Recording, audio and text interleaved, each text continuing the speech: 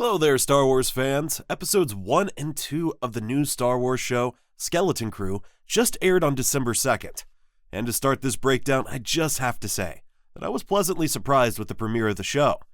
Leading up to this release, not a lot of the news and rumors over the years we heard were good, and I had fans and I expecting the worst.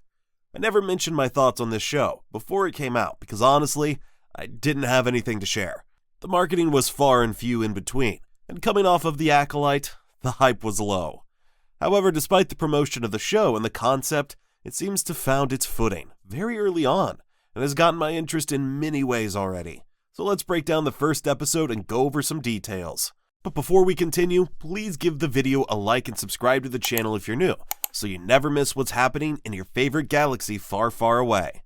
So to start, we get the opening with that classic space backdrop we've seen to start other shows and movies. Since the fall of the Empire, the New Republic has maintained order, and yet remote hyperspace routes are increasingly plagued by piracy. These pirates boldly brand their armored hulls as a sign to all ships, surrender or die. So right away the show sets itself in the timeline post the fall of the Empire, and during the era of the Mandoverse. We're told this does take place after Season 3 of Mando, and this helps confirm that. The New Republic is important at this time, but now we see that the pirates are being thrown into the mix as another adversary in the galaxy. We then roll into a classic space opening scene that really gave me the same feeling of watching the opening scene from the original trilogy films, especially Episode 4. The way the planets and space looked, how the starship moved in space, and the sound we heard all felt from that trilogy. Honestly, this kind of really impressed me. Because even though it's a little detail, it was a surprise to see such a great homage to those opening scenes. Part of me was thinking they might have actually used miniatures like they did in the OT. But then quickly the aforementioned pirates raid this ship. We then can tell that the ship being raided is connected to the New Republic as the pirates wipe them out. And right away we see a lot of aliens. More aliens already than in so many of the previous movies and shows under Disney, and I think they look great. One of the species that's a good nod to Episode 4 is Brutus, a wolf-like species called Shistavanen. The opening scene is intense, it's fast, and shows the seriousness of the pirates in the galaxy at this time. Just like in Episode 4 with Tantive 4, it starts with a bang. It has such a similar vibe and look. This is then where we meet Jude Law's character. While his face is covered, this must be him.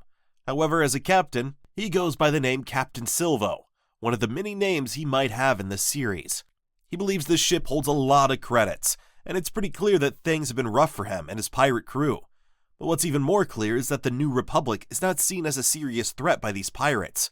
No matter what the Republic ship members said about being protected by the New Republic decree, the pirates don't care.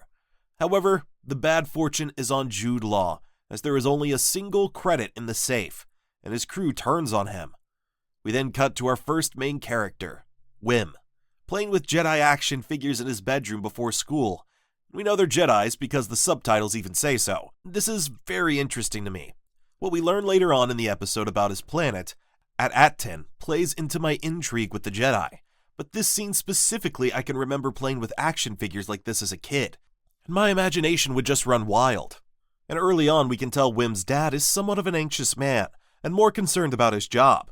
Wim doesn't seem to be fazed by this, as his father is just telling him what and what not to do while he rushes out. I get the feeling in this scene that he's not really all that present for his son, and he then throws a bunch of credits at Wim. This will be Wim's lunch money for the week, since he'll be very busy at work the whole time. It's so clear that Wim has a big imagination and likes to be lost in his own adventure instead of facing the reality that his father is not around and his mother is gone. So we cut to the highly debated Star Wars suburb shot from the trailers. And wow, it does give an Earth, California suburb vibe. I'm still not sure how I feel about this, but what we might learn about At-Aten could make it make more sense and be okay in my mind. At the school bus stop, we finally get introduced to Wim's best friend, Neil. Neil is an alien of an unknown species at this point, and I'm not sure if we learn more about them in the show. I know it was speculated that maybe Neil could be the same species as Max Rebo, an Ortolan from the original trilogy, but based on Neil's limbs, he can't be an Ortolan. Max Rebo doesn't have arms, but looks like his arms are actually legs, and Neil is more humanoid.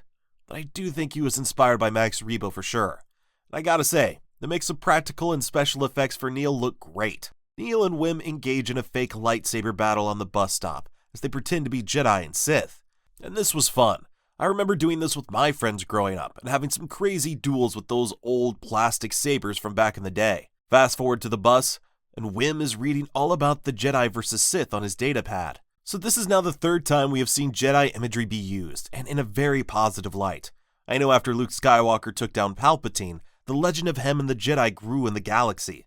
But to be seen in this much favor and light around this time is still a bit weird, as the view of the Jedi from the fall of the Republic was very tainted and wiped from the galaxy.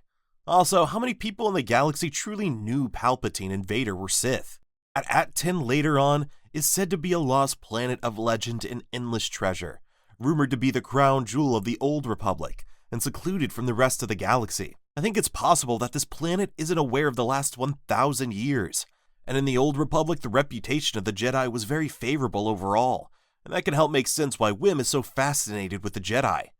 And also how he knows of the conflict between the Jedi and Sith. Since the end of the Old Republic, the galaxy saw the end of the Jedi-Sith wars. On the bus to school, Wim then sees two girls racing through the street on a speeder. This catches his attention, and you can tell he wants to do the same. Wim craves adventure, and the two girls on the bike just happen to be our last two main characters, Fern and KB. As we see the city on the planet, parts of it does give me a feel of the prequels. Obviously, the overall look of At-Ten is not much like the wider galaxy, especially Coruscant, but the special effects, color grading of the scenes, and wider shots give me the feeling of some prequel shots. So far, I've been able to see the inspiration from both trilogies in ways such as style and technique, and beyond direct in-universe references. In the classroom scene, there is much going on that we can learn. First thing I noticed was that the teacher is a droid. This is now the fourth or fifth droid we've seen at this point that's typically doing a job or task that a person would do. The droid mowing the lawn, the droid driving the bus, the droids directing the kids off the bus, the droid talking to Fern and KB, and now a teacher. Planet's really relying on droids for so much. This is part of the mystery, and I think we'll need to figure out later on in the show. Wim is clearly not paying attention to his droid teacher discussing the riveting lesson on liquidity modeling and the fungibility of currencies. But for us, the audience, I think this little tidbit of information will be very important later on to help solve the mystery of this planet, specifically since the teacher highlights that At-Ten does this differently than the other planets in the wider galaxy. What we learn of their currency in episode 2 will play a role here. But anyway, we finally meet a political representative of the planet, Undersecretary Farah, another adult we meet who mentions how busy they are with their job. What do the adults here do that's so important? She goes on to discuss the Vital Career Assessment test that is tomorrow. This is a standard aptitude test that gauges the student's abilities and dictates the path that they will follow for certain jobs when they grow up. Or as Farah says, this test will set the course of your entire future. Wim is the only one surprised by this. Farah mentions that all the jobs help the planet, with what they call the Great Work. Not much is known on this now, but this will definitely tie into the planet's seclusion, currency, and overall weird vibe. When the kids tell the undersecretary what jobs they want one day, we hear a statistical accountant and an analyst. These are weird jobs for kids to want, not normal.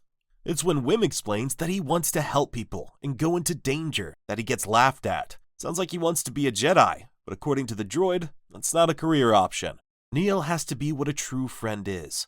As Wim and Neil leave school, Neil says he'll fail with Wim just so they aren't separated, but still would rather not fail. And I think this friendship might get put to the test later down the line, and I hope they come out of the adventure together. Fern and KB, the two girls from earlier, race through the streets of the city and make it obvious that they play by their own rules. This is where I really noticed that all the vehicles are operating on tracks, whereas Fern's speeder is the only vehicle that's free. The danger and adventure Wim is seeking is what Fern and KB are living. But that comes to an end when the speeder's power converter blows out. Another nice nod to the original trilogy, as power converters were exactly what Luke was wanting to get at Tosche Station in the beginning of episode 4. We then see a bit of Fern's life at home. For someone who likes to race through the streets and play by their own rules, she doesn't really want to be seen or freelance at her own home, telling her droid to not tell her mom that she saw her, and that she was doing homework the whole time.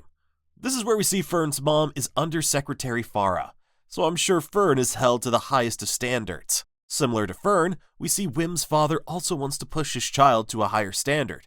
He finally arrives home from work, but when Wim asks for him to tell him a story, he says Wim is too old for that. This makes Wim sad. And this is where we learn that his mom is definitely not around anymore. And again, Wim turns to his datapad to read the same stories about the Jedi he so badly wants to be. Wim then oversleeps and misses the bus to school.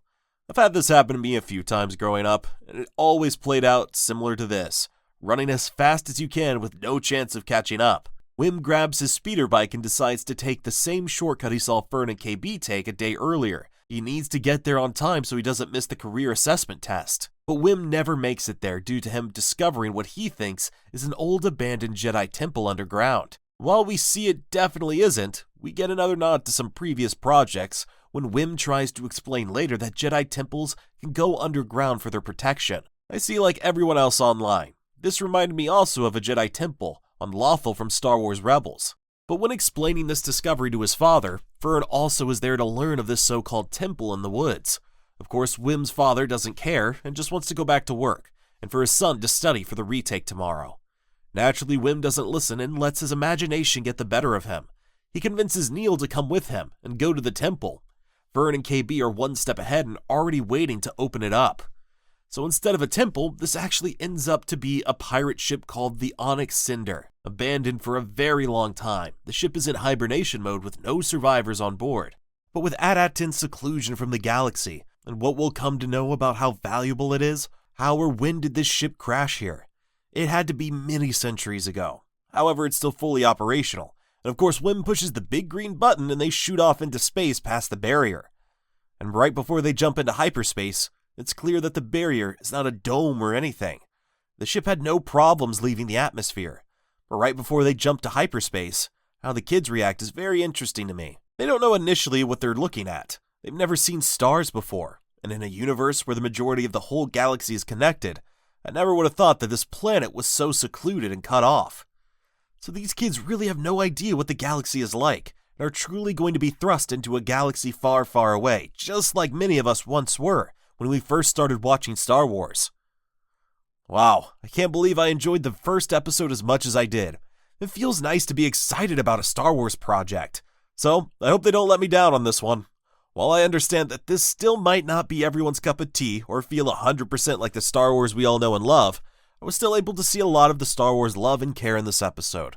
And I think this mystery of the planet and its ties to the Old Republic will really make it all make sense and give us a good reason for what we have seen. But now that they're in the galaxy we know so quickly, I hope to be fully immersed in the Star Wars galaxy like we want. Well, that's all for today from your favorite galaxy far, far away. What do you think of this episode?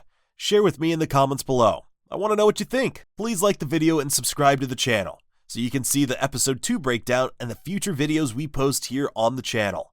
Thank you for watching, and may the Force be with you always.